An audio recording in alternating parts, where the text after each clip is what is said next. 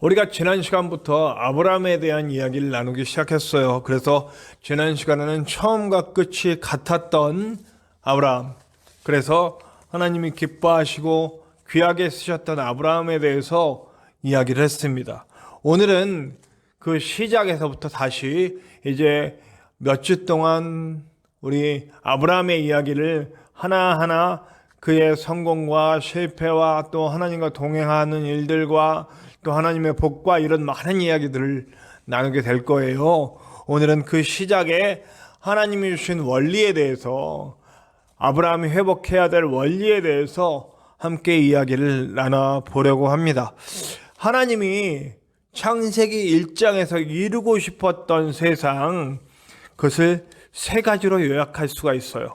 우리 1장 28절을 보면 생육하고 번성하여 땅에 충만하라 라고 하는 첫 번째, 그러니까 큰 민족을 우리 아브라함식으로 오늘 읽은 말씀, 우리 1절 2절에 나온 말씀과 연결이 되죠. 큰 민족을 이루고 이름이 창대하게 되는 것, 네, 첫 번째고요. 두 번째는 뭐냐면 창세기 1장에서는 땅을 정복하라 이렇게 나와 있고요. 아브라함에게는 그것을 이루기 위해 약속의 땅으로 가라 라고 하는 말이 있습니다. 그 다음 세 번째는요, 목적 방향이에요. 사실 이건 또 따로 이야기를 나누게 될 텐데요, 오늘은 간단하게 얘기를 나누도록 하겠습니다. 창세기 1장 28절에는 땅의 모든 것을 다스려라, 이렇게 잘 다스려라 이렇게 말씀이 나오고요. 우리 아브라함에게는 이것이 어떤 식으로 해석이 되냐면, 너를 통해 세상 모든 만민이 복을 받게 될 것이다, 너는 복이 될지라 라고 하는 말로 연결이 됩니다. 그래서 저는요, 오늘 이 이야기들을 좀 하나하나 얘기를 나누는데, 오늘은 특별히 그 약속의 땅에 대한 얘기를 좀 진중하게 좀 더 깊이 있게 나눠보려고 하고요. 나머지 것들은 좀 첫 번째하고 세 번째 거는 조금 이제 우리가 좀 알려드리는 정도, 그렇게 했으면 좋겠습니다. 그 첫 번째 우리 간단하게 나눌 이야기죠. 그 이 땅을 정복하라, 생육하고 번성하여 땅에 충만하라. 생육하고 번성하여 땅에 충만하라.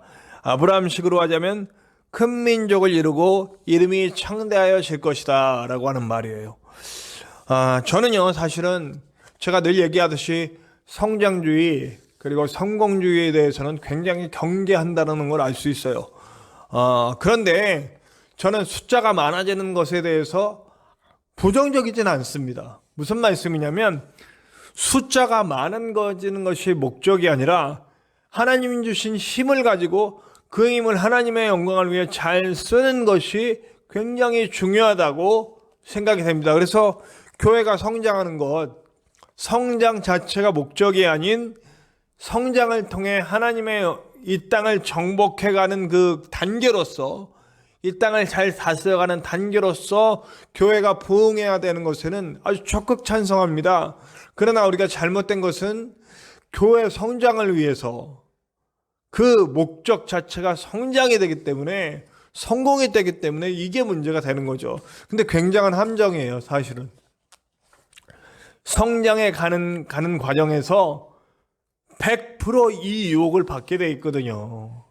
100% 이 유혹, 성장 자체가 목적이 되는, 내 이름을 내는 것이 목적이 되는 방향으로 반드시 사탄의 유혹을 받기 때문에 그 부분에 대해서 확실히 경계를 해야 된다는 거예요. 그래서 사실은 낳는다 라고 하는 말, 그 자손이 많아지기 위해서 낳는다 라고 하는 말이 있잖아요. 그래서 요즘 이슬람은요, 아이들을 엄청 많이 낳는다고 합니다. 사실 우리는 아이 잘 안 낳잖아요. 특별히 우리 저출산 시대에 뭐 여러 가지 이제 사회 문제가 발생할 것이라고 봅니다만 그 얘기를 다 할 수는 없고요. 어쨌든 저출산 시대잖아요. 안 낳잖아요. 그래서 우리나라도 지금 앞으로 많이 걱정이 되는데, 이슬람은 엄청 낳는다고 합니다. 그래서 유럽으로 이민 간 그 이슬람인들은 엄청나게 아이를 낳고, 또 우리 원래 본토에 살던 유럽인들은 아이를 안 낳고 이러다 보니까 이제 몇십 년 후에는 유럽이 이슬람화 될 것이다라고 하는 그런 아주 슬픈 전망까지 나오고 있습니다. 예. 그 제가 지금 여기서 아이를 많이 낳자 이런 얘기가 아니에요. 그 아이를 낳아야 되는 것도 아이를 낳아서 땅에 번성한 것도 하나님의 뜻이겠지만 사실은 말씀을 쭉 읽어보면 진짜 낳다라는 의미에 대해서 좀 더 새로운 의미를 발견하게 됩니다. 우리는 바울이 계속해서 자기가 양육하고 세운 사람들을 내 아들이다 표현하고 있는 부분이 있어요. 사실은 자식을 낳는 것도 중요하지만 정말 중요한 요소는 낳은 자식에게 복음을 심을 수 있어야 그게 진짜 낳는 거거든요. 그러니까 그런 의미에서 뭐냐면 우리가 이렇게 진짜 낳는다라고 하는 의미는 육신으로 낳는 것보다는 영어로 낳는 것, 복음으로 낳는 것, 나의 신앙의 자손들을 많이 만들어내는 것이 굉장히 중요하다는 거예요. 그래서 제가 아까 성공주의에 물들어 있는 교회들이 주로 하는 것이 무엇이냐면 저도 이런 유혹 많이 받습니다. 굉장히 많이 받고 지금도 도전받고 있어요. 다른 교회 교인들 불러 모아서 우리 교회 채우고 싶은 정말 한 영혼에 믿지 않는 영혼을 구원하기보다 그거보다 더 많이 다른 교회 사람들을 불러 모아서 여기서 성공하고자 하는 한 목사의 성공을 위해서 그런 일이 벌어지는 것에 대해서 굉장히 경계한다는 얘기죠. 그러나 이곳에 정말 믿지 않는 영혼들로 가득 채워지는 것에 대해서는 정말 하나님이 원하시는 일이라고 생각합니다. 물론 그러기 위해서 먼저 함께 일할 일꾼들이 모여야 되겠죠. 이게 지금 저는 이걸 다 설명하자면 머릿속이 굉장히 복잡해집니다. 사실 초신자들만 모이면 일이 안 돼요. 헌금들도 안 하시고 봉사도 안 하시고 굉장히 힘들어집니다. 개척교회에는 그런 일들이 참 많죠. 그러나 정말 동역자들이 모인 상태에서 함께 일할 복음의 일꾼들이 모인 상태에서 그분들이 훈련돼서 나가서 영혼들을 구원해내는 일이 이루어져야 되는 거죠. 근데 여기서 궁극적인 목적은 뭡니까? 예수님 믿지 않는 구원받아야 할 많은 영혼들을 낳는 일, 그 일을 통해서 커지고 많아지고 그런 일들이 일어나야 된다는 얘기죠. 그리고 그들이 정말 복음을 가지고 이 땅을 정복해가는 일들이 일어나야 된다는, 이것이 바로 큰 민족을 이루고 창대해져야 된다. 우리 창대한 교회 이름처럼요. 생육하고 번성하여 땅에 충만하라 하신 그 명령이 아브라함을 통해서 이루어질 것이라는 것을 보게 되는 거죠. 그 다음에 두 번째, 오늘 제가 본격적으로 할 이야기들이에요. 땅을 정복하라 라고 나온 창세기 1장의 말씀, 1장 28절에 나온 말씀이 이제 약속의 땅으로 가라 라고 하는 말로 연결이 된다는 겁니다. 오늘 이 얘기가 좀 중점적으로 얘기가 될 텐데요. 75세 때 떠났어요. 75세 때 떠나면 지금으로 우리식으로 말하자면 40에서 50 사이, 제 나이 정도 됐겠습니다. 요즘 100세 시대니까 한 50세 정도, 50세 간 넘은 저 정도 나이에 떠나라는 겁니다. 저는 근데 이게 참 쉬웠어요. 떠나는 게 쉬웠던 이유는 사실은 그냥 아무것도 없으니까 쉽게 떠날 수 있죠. 근데 여러분 오늘 보면 이 아브라함은 떠나는 게 굉장히 쉬운 상태가 아니었어요. 지금 21세기를 살고 있는 기원 후 예수님이 오시고 난 다음에 2020년에 사는 저와 예수님 오시기 전 2000년 전에 살고 있는 아브라함의 이 상황은 완전히 다르다는 거죠. 지금은 사실은 이사 가는 거 이삿짐 센터도 있고 하여튼 이사하는 거 굉장히 어려운 일이지만 그래도 이사하는 일이 저 같은 경우 홍천에서 여기 올 때 왔다 갔다 몇 번 스타렉스로 몇 번, 두 번, 세 번 왔다 갔다 하면서 끝났어요. 짐도 많지 않고 혼자 옮기는 거니까. 그러니까 옮기려면 쉽게 옮길 수 있는 상황이에요. 그런데 기원전 2000년 전에 이 아브라함이 옮기는 것은 얼마나 어려웠냐 하는 얘기를 해야 될 것 같아요. 오늘 또 거기에 무슨 상황이냐면 고엘이라고 하는 말이 있어요. 고엘. 이게 무슨 말이냐? 레위기 25장 25절 그리고 뭐 이런 뭐 여러 성경에 기업 물을 자라고 하는 말이 나와요. 이게 무슨 말이냐면요. 이제 어떤 사람이 너무너무 가난해졌어요. 어려워졌어요. 그래가지고 막 다 팔아. 자기 소유도 팔고 땅도 팔고 집도 팔고 나중에는 안 되겠으면 정말 몸까지 팔아서 노예가 돼요. 딴 사람의 종이 돼. 그러면 이제 가족들 중에 기업 물을 자가 나와요. 이 기업 물을 자가 고엘이라는 말이거든요. 기업 물을 자가 나와서 뭘 해주냐면 이제 그걸 살만한 사람, 다시 되찾아줄 만한 부를 가진 사람이 와서 노예되었으면 노예된 값을 치러주고 다시 돌려놓고, 잃어버린 땅이 있으면 땅을 다시 사서 돌려주고 하는 일을 해야 된다. 이게 고엘 제도화된 거예요. 그 당시에 이게 불문법이에요. 그러니까 성문화된 건 아니고 그냥 관습처럼 이렇게 내려오던 고엘 제도예요. 그래서 가까운 친척부터 사정이 안 되면 빚을 내서는 하지 말라고 그래요.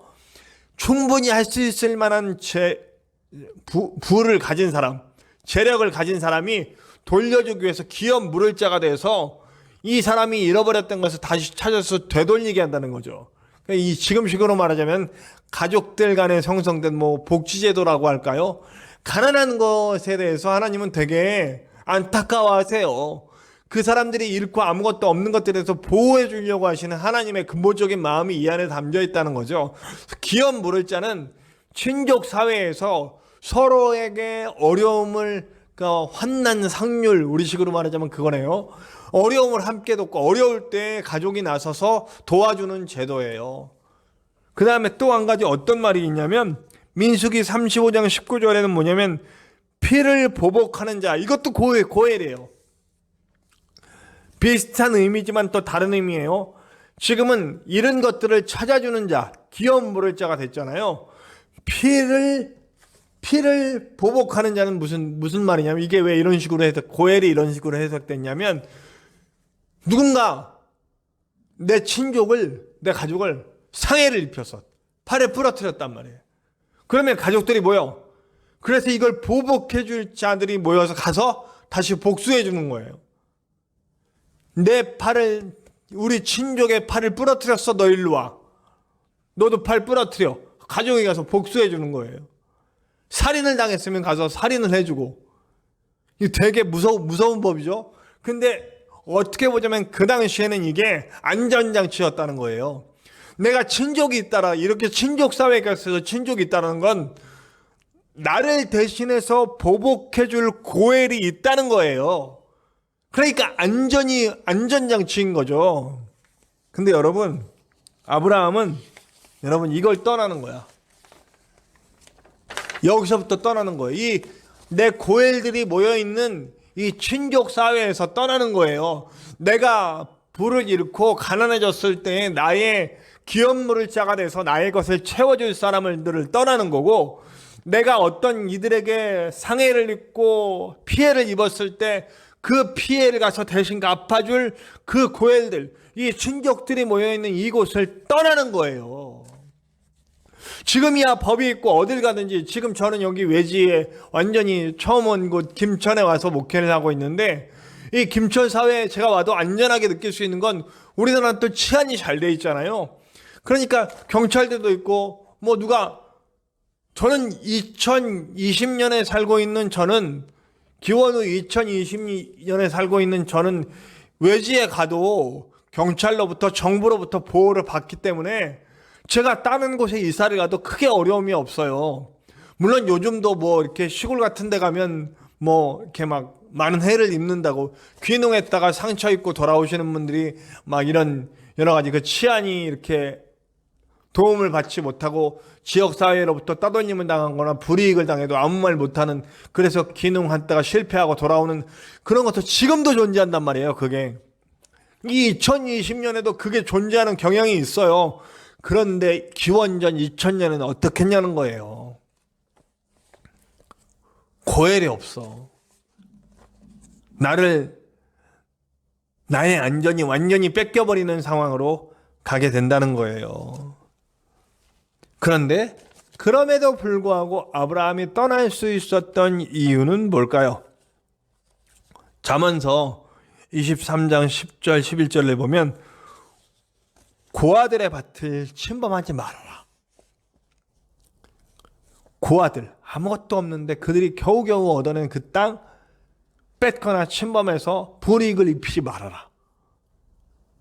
그들의 구속자가 고아들을 위해서 대적해 줄 것이다. 이 구속자가 누구예요? 하나님이시죠. 근데 이 구속자가 바로 고엘이라는 단어예요. 고아들의 아버지가 되시고 고아들의 보호자가 되시고 하나님이 그들의 고엘, 그들의 구속자가 되어 주실 것이다 라고 하는 얘기예요. 여러분, 이런 얘기들 참 많아요. 이런 얘기들. 이사야서 41장 14절에도요.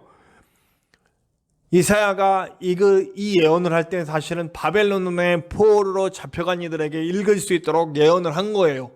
그러니까 이 글을 읽는 사람은 이건 한참 전에 쓰여진 예언이지만 이사야를 통해서 한 예언이지만 이 글을 본격적으로 읽고 눈물을 흘리며 하나님을 되찾을 수 있는 사람들은 바로 바벨론의 포로로 끌려간 사람들이라는 얘기예요. 그 바벨론의 포로로 끌려간 사람들이 이 글을 읽는 거예요. 거기 뭐라고 나와 있냐면 버려져 같은 야곱아 하나님이 너희의 구속자가 되어 주실 것이다. 바벨론 포로로 끌려가서 땅도 뺏기고 민족의 정체성도 뺏기고 막 여러 가지로 다 뺏긴 이 민족에게 하나님이 고엘이 되어 주신다. 여기도 구속자가 고엘이란 단어예요. 하나님이 고엘 되어 주신다. 고아들의 고엘이 되어 주시고 포로된 자들의 고엘이 되어 주신다라는 말씀이 있단 말이에요.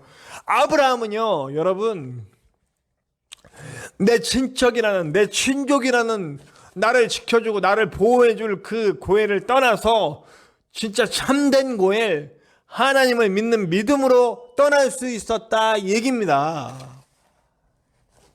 우리에게 정말 필요한 거예요. 제가 여러분 안정된 홍천에서 떠나서 정말 불안정한 이 김천에 올 수 있었던 이유도 저는 사실 하나님이에요. 그 믿음밖에 없어요. 근데 가만히 생각해 보면 사람 고엘이 더 셀까 하나님 고엘이 더 셀까 생각을 해봅니다. 단연코 하나님 고엘이 100배, 1000배, 만배, 10만배, 수억배 비교할 수도 없을 만큼 강력한 보호자, 강력한 인도자가 되어주시지 않겠습니까? 아브라함은 그걸 믿은 거예요. 그러니까 그 본토 친척 아비집 그를 지켜줄 그 친족 공동체를 떠날 수 있는 이유는, 그들의 보호부로서 떠날 수 있는 이유는 더 강력한 고엘, 하나님의 보호와 인도하심을 믿는 믿음이 있었기 때문에 떠날 수 있다는 거예요. 하나님께 쓰임받는 사람들의 첫 번째 원리, 바로 믿음이라는 겁니다. 그런데 가나안으로 갔어요. 믿음으로 갔단 말이에요. 갔는데 그 땅이 어떻게 되어 있습니까? 그 땅이 완전해요? 그 땅이 완전 예비되어 있나요? 모세로부터 출애굽했을 때도 마찬가지예요. 그 땅엔 이미 거주민이 있어요. 그 땅에 빽빽들이 들어찬 거민들이 이미 자리 잡고 살고 있다고요. 아까도 말했듯이 그들은 그들만의 고엘 제도가 있어요. 똘똘 뭉쳐서 그들은 보호해요. 심지어 이런 일도 있어요. 나그네들이 찾아가면, 나그네들이 가다가 이 잘못된 친족 공동체에 붙들리면 그 친족 공동체 그 나그네를 죽이고 그가 가진 모든 것을 빼앗아도 괜찮은 세상이에요. 근데 그리로 가는 거예요. 내가 모든 것들을 들고 다 뺏길 걸 각오하고 그 땅으로 가는 거예요. 거기 아무것도 예비되어 있지 않는 것처럼 보여요. 저도 제가 실제로 느꼈지 않습니까? 파주에서 하늘동산교회를 사임하고 나올 때 저는 순종했다고 생각하고 나온 거예요. 그런데 뭐가 준비되어 있었나요? 아무것도 준비되어 있지 않았어요. 저는 결국 목회를 내려놓고 순대 배달을 해야 되는 상황까지 내몰렸어요. 물론 그 이후에 또 하나님이 사역을 할 수 있게 해주시고 홍천으로 갈 수 있게 하시고 지금 김천으로 보내주시고 이런 일들을 열어주시죠. 지금도 저는 그 길을 믿습니다. 아브라함의 심령에 조금이나마 저는 느껴지겠다는 거죠. 여러분들의 상황도 마찬가지입니다. 때론 하나님이 몰아가실 때 있어요. 몰아가시면 기도하고 더욱더 하나님께 붙들려서 하나님 감동으로 살아갈 수 있는 저와 여러분들이 되셔야 돼요. 믿음은 모든 게 다 예비돼서 막 이루어지고 이런 것들을 볼 때만 믿음이 있는 게 아니라 오히려 아무것도 준비되어 있는 것 같지 않은 상황 속에서 사용되는 것이 바로 믿음입니다. 그러면 그 믿음으로 한 첫 번째 행동들이 무엇인가? 이게 정말 오늘 큰 교훈이에요. 어떤 행동들을 했습니까? 그가 세겜과 또 베델과 아이 사이로 지나고 헤브론으로 지납니다. 아주 요충지예요. 세겜은 이스라엘 북쪽에 딱, 베델과 아이 사이는 이스라엘 중심부에 딱, 그리고 헤브론은 밑으로 남부에 딱, 아주 이스라엘의 가장 요충지. 근데 그곳에서 뭐 했다고 합니까? 그곳에 제단을 쌓고 여호와의 이름을 불렀더라. 문제가 눈앞에 있고 문제가 앞에 있는 첩첩산중이에요. 하나님의 약속이 있다 해도 정말 이루어질 것 같지 않은 상황이에요. 근데 아브라함은 믿음을 사용합니다. 믿음을 사용해서 뭘 합니까? 그곳에 제단을 쌓고 여호와의 이름을 부릅니다. 예배의 삶을 삽니다. 예배합니다. 오늘 우리의 삶이 그렇게 돼야 되지 않겠습니까? 저와 여러분의 삶이 이렇게 돼야 되지 않겠습니까? 우리가 그 어려움이 있는 그곳, 힘들고 정말 이루어질 것 같지 않은 그곳, 그러나 하나님의 약속을 받았다면 그곳을 예배의 장소로 만들 수 있어야 한다는 겁니다. 내가 가장 힘들어하는 그곳이 예배의 장소가 돼야 됩니다. 여호와의 이름을 부르는 곳, 제단을 쌓는 곳. 부디 저와 여러분들이 그렇게 되시기를 간절히 축원합니다. 그러면 이제 마지막으로 이루어져야 될 일들이 이루어지는 거죠. 다스림, 그리고 복이됨. 다스림은요, 재물만 예로 들어봅시다. 재물을 다스림은 아까도 얘기했듯이 채워지는 과정이 있습니다. 하나님의 채워짐의 과정이 쭉 있죠. 그 채워짐의 과정을 통해서 이것이 모든 사람으로 그 내게서 축적된 그 은혜와 사랑과 복들이 퍼져나가서 나를 위해 사용되는 것이 아니라 세상 많은 이들을 위해 사용되어져야 됩니다. 나는 복의 통로가 돼서 퍼져나가는, 하나님이 전달되고 하나님의 사랑이 전달되고 전해지는 도구로서 사용되는 겁니다. 그런데 아까도 얘기했듯이 성장 좋습니다. 근데 그 성장이 하나님의 영광을 위한 성장이어야 되는데 결국 유혹을 받고 넘어가는데 뭐로 넘어가냐면 다스림이, 물질을 예로 놓고 쓰자면 물질을 다스릴 때는 나를 통해서 와서 퍼져나가는데 이게 물질을 섬기게 되면 나를 위해서 들어왔다가 고여버립니다. 고여버려서 거기서 썩습니다. 그리고 이제 하나님을 보던 눈이 하나님 안 보고 물질을 보게 됩니다. 물질 거기에 얽매이고 매달리고, 이게 사람이 될 수 있고 이게 무슨 내 야망이 될 수도 있고, 그래서 하나님 아닌 것들을 섬기게 돼요. 아무도 나를 통해 복을 못 받아. 내 복이 바깥으로 퍼져나가지 않아. 그럼 하나님은 그때 이제 매를 드시는 거죠. 아니, 이놈아, 넌 다시 복이 되어야 되지 않겠니? 아브라함의 삶은 이게 됐다는 얘기예요. 결국 태초에 이루지 못한, 아담이 이루지 못하고 노아가 이루지 못한, 결국 실패자가 되었지만 아브라함은 결국 하나님의 은혜를 받고 내 안에 쌓아서 그걸 섬기는 게 아니라 나는 그저 복의 통로가 되어서 하나님 주시는 것들을 퍼져나가게 하는, 모두의 웃음을 만들어내고 모두의 행복을 만들어내고 모두에게 하나님의 그 놀라운 영광을 보여주는 삶으로 나아갔다는 거예요. 오늘날 우리 기독교의 성도들과 교회가 이뤄내야 될 일 아닙니까? 혹시 우리 안에는 뭐가 있습니까? 어려움에 처해지면 맨날 거기서 주저앉고 울고 불평하고 짜증내고, 그러나 우리의 삶은 하나님의 약속을 믿고 가는 겁니다. 어려움은 있어요. 어려움이 뻔히 있죠. 저도 김천에 올 때 뻔히 알고 왔어요. 이런 어려움이 있을 거라는 거. 지금도 어려움이 있고요. 하루하루 어려움에 싸워갑니다. 그러나 제가 힘있게 오늘도 여러분들께 이런 말씀을 전할 수 있는 건 제 안에 믿음이 있기 때문에, 아브라함의 믿음에 비하자면 뭐 비할 것도 아닌 너무나 작은 믿음이지만 그 겨자씨 같은 믿음 하나가 저를 살게 하고 이렇게 강력하게 하나님의 말씀을 전할 수 있게 해주신다는 겁니다. 여러분들의 삶 가운데도 이 믿음이 다시 생겨나길 원합니다. 그리고 우리도 역시 아브라함처럼 실패한 아담과 노아와 같이 되지 말고 또 이 땅에서 많은 이기적인 모습으로 변질된 잘못된 기독교의 모습, 자기밖에 모르는 기독교의 모습, 하나님 전혀 못 보여주는 그런 교회들처럼 되지 말고 오늘 저와 여러분, 이 말씀 가운데 예배 가운데 함께 하신 여러분들은 아브라함의 길을 갑시다.